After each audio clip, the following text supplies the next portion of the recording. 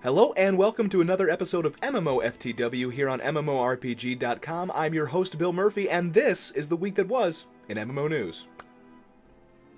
In a surprising turn of events, we actually have yet another week filled with MMO news, and starting right off the bat is Legends of Aria's Steam Early Access release date. That's right, the game, formerly known as Shards Online, has its official launch date for Steam, and that's early access too, not the final launch.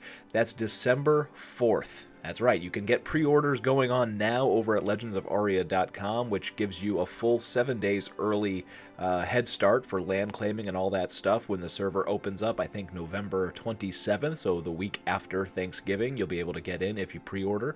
And then, as of December 4th, it'll be available on Steam for all players, everybody, with the price of around $30, and there's no subscription fee or anything like that.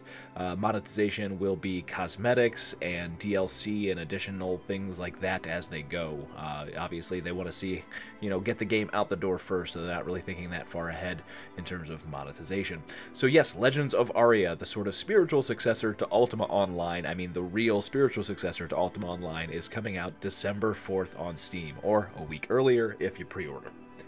And speaking of sandbox games, we got about 2 hours of leaked footage from the New World MMO alpha that's going on. Now, this is Amazon Game Studios' sort of survival MMORPG. Think Ark, think Conan Exiles, but set on a much larger scale with players, upwards of 1,000 players on a server at a time. None of this like 64 player limit or 40 player limit. This is a very large game. And if you watch some of the footage, which is easy to find out there, in fact, some of it was originally leaked to the wonderfully worldwide renowned gaming website Pornhub, you can see, kind of get a feel for what the alpha is at this state and time. There's lots of crafting, lots of nothing, big huge open world where you kill turkeys and fight bears and stuff like that, but it's very much in an alpha state. However, if you are fond of those sort of sandboxy survival type games, then it seems like New World's going to be up your alley. If you're looking for a more typical MMORPG, it may not be for you, but we'll have to see how it develops, because obviously the game is under NDA and you're not supposed to take this kind of, there's a reason why they don't want people to share the footage, because it's a ways away and there's still a lot more features to be introduced onto the servers, so we'll have to wait and see. Speaking of waiting and seeing, Bless Online is officially launching on October 23rd. That's just a little over a couple weeks away. And when it officially launches, it will be free to play on Steam. The Founders Packs will be going away, but those of you who buy them now or have bought them already will be getting a ton of extra free stuff as well. And those of you who have the Collector's Edition of the Founders Packs from Early Access will get a lifetime premium subscription, which gives you all the bonus experience points and all that other good stuff.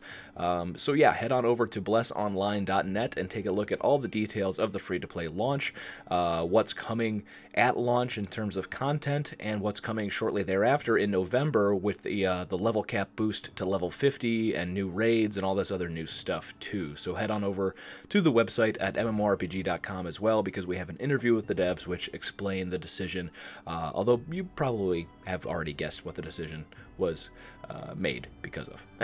So, moving right along to some World of Warcraft news, some BlizzCon news, and some Blizzard news all at once. World of Warcraft developers have gone ahead and said that, yep, the Azerite system is not exactly working as intended, or at least that they have some problems with it. They know that the availability is a problem. There's a lack of player agency, meaning there's not a lot of player choice involved in Azerite gear, and going forward they're going to be making gear more available. They're going to add another ring to gear pieces to provide 2 spec-specific traits to provide more options, and they're going to continue to iterate on the individual traits to increase their usefulness, to make them feel worthwhile.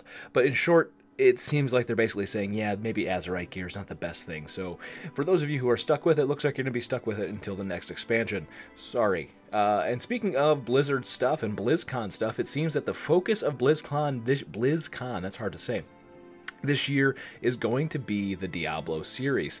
That's right. Usually in years past, when you look at the schedule of events, after the keynote, the first big panel on the main stage is always sort of the focus of the show. It's sort of like the key program of the show. And this year it's all about Diablo. It says what's next in the world of Diablo, and there's a Diablo world and Q&A. So I highly doubt that it's going to be all about the Switch port, which releases around the same time as BlizzCon. I think November 3rd is the release date, around there. So I wonder exactly what we're going to find out about Diablo at BlizzCon. I doubt it's going to be just another class or just another small expansion. Maybe we're finally going to get a brand new Diablo game. Maybe that long-wanted, long-awaited Diablo MMO. Who knows? We'll see.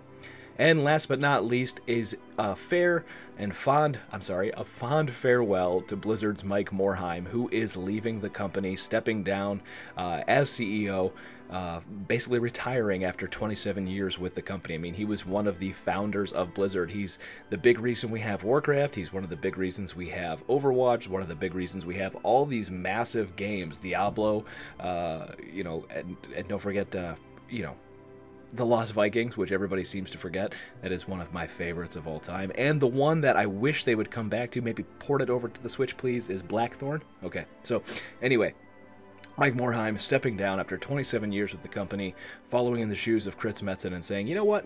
I think I've made enough money, I can retire. And so, taking over for Mike will be World of Warcraft's executive producer, J. Allen Brack. He's going to be the president of Blizzard Entertainment. Morhaime will remain with the company, however, as an advisor, which basically means he's going to be semi-retired. He'll be sitting on the board of directors and stuff like that, and they'll call him when they have problems, all that stuff, until one day he just says, you know what, screw it, I'm sailing the seven seas and seeing everything, and taking Epic Tauren Chieftain on a worldwide tour or something like that. And that'll do it for us this week on MMOFTW. Don't forget to follow us on all the social media networks at MMORPG.com without the dot. And remember, don't let a bad pug get you down.